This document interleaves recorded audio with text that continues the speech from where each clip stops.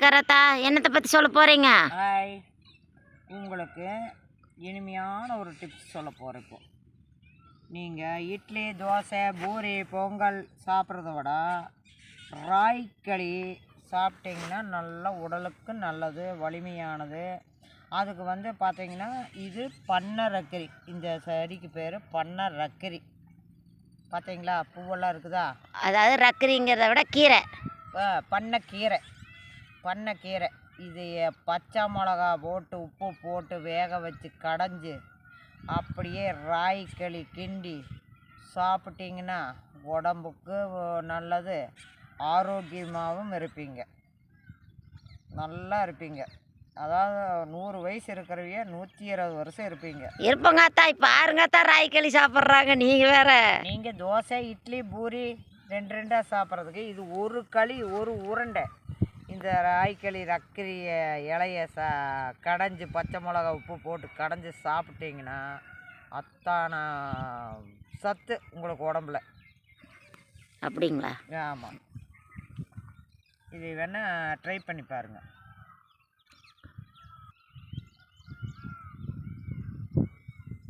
ஏனுங்காத்தா, யாருங்காத்தா இந்த காலத்தில் ராய்க்களி எல்லாம் கோதுமை களி இதெல்லாம் உங்கள் காலமாச்சு. இப்போ காலமெல்லாம் குக்கரில் வச்சா சின்ன விசில் வருது. அந்த குக்கரெல்லாம் வந்து உடம்புக்கு நோய் தான் வரும். அதாவது வந்து நீங்கள் ஒரு ஈய பாத்திரத்தை வச்சு 1 டம்ளர் அரிசி போட்டு அதில் கஞ்சி வடித்து குடிச்சிங்கன்னா கொஞ்ச நேரம் பசிந்தாங்க. அதே மாதிரி ராய்க்கூழ், காப்பி டீ குடிக்கிறவியா ராய்க்கூழ் குடிச்சிங்க அப்படின்னா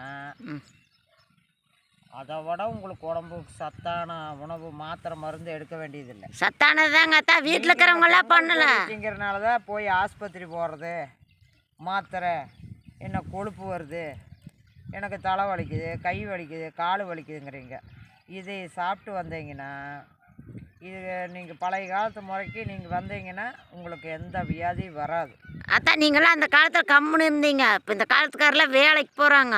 வேலைக்கு போகிறத விட்டுட்டு உங்களுக்கு இதெல்லாம் செஞ்சுட்டு இருக்கிற டைம் கிடைங்களா? நாங்கள் தண்ணி இன்றைக்கி கரண்டில் ஓடுது சுவிட்சு. இன்றைக்கி சுவிட்சை தட்டினா கரண்டில் ஓடுது. அன்னைக்கு நாங்கள்லாம் ஏற்றுல தண்ணி இறச்சி ஊற்றணும். இறச்சி ஊற்றி ஒரு ஆள் தண்ணி கட்டணும். அன்றைக்கி கிணறு வெட்டினோம். இன்றைக்கி போரை கொண்டு தண்ணியை வர வைக்கிறாங்க. எல்லாம் மிஷினு. எல்லாம் மிஷினுங்கிறீங்க. சரி, அப்போ இந்த காலத்தில் ஒருத்தரை விட 2 பேர் சம்பாரித்து பத்த மாட்டேங்குதுங்கிறாங்க குடும்பத்துக்கெல்லாம். அப்படி விலைவாசியெல்லாம் ஏறிட்டு போகுதுங்க. விலைவாசி ஏறுதுன்னா நம்ம மக்களாக பண்ணிக்கிறதானப்பா. மக்களாக பண்ணிக்கிறத 10 ரூபா சம்பாதிக்கிறியா, 9 ரூபா செலவு வண்டு, சிக்கனமாக 9 ரூபா செலவு வண்டு, 1 ரூபா எடுத்து வையப்பா. அப்போ ஏன் 10ஆம் போகுதுன்னு பார்ப்போம். கொடுக்குற சம்பளமே கம்மியாக கொடுக்குறாங்க, வேலை மட்டும் அதிகமாக வாங்கிக்கிறாங்க. வாங்கணும், லிப்டிக் வாங்கணும், சாயம் வாங்கணும், அதுக்கெல்லாம் நான் பொறுப்பாக முடியுமாத்தா? அதாவது நீங்கள் ஒரு சிக்கனமாக 10 ரூபா சம்பாதனை பண்ணுறீங்க, புருஷன் பொண்டாட்டி ஆளுக்கு 10 ரூபா வாங்குறீங்கன்னு 20 ரூபாயாச்சு. அந்த 20 ரூபாயில் 1 ரூபா மிச்சப்படுத்துங்கப்பா. விற்கிற விலைவாசிக்கு மிச்சப்படுத்த முடிய மாட்டேங்குதுங்களே. அதை நம்ம வந்து கண்ட்ரோல் பண்ணி எது வேணும் எது வேண்டாம் குடும்பத்துக்கு அதையெல்லாம் தவிர்த்துறணும். ஏங்காத்தா, இப்போ தான் அது ஃபேமஸ் ஆகி போச்சல்லம்மா லிப்டிக்கு. அந்த இது வேலைக்கு போகிற பக்கம் போனால் தானே அது. அந்த கொள்கைங்கிறது வந்து நம்மகிட்ட இருந்து தான் வருது. ஆமாங்க, அப்படி இருந்தால் தான் நம்ம எல்லாம் மக்களெல்லாம் ஜனங்களாம் சொந்த பந்தமெல்லாம் மதிக்குது. ஐயோ, இவன் நகை போட்டிருக்கிறா, அவ்வளோ கெத்தாக இருக்கிறா, ட்ரெஸ் நல்லா பண்ணியிருக்கிறா. அதுக்காக இல்லைப்பா.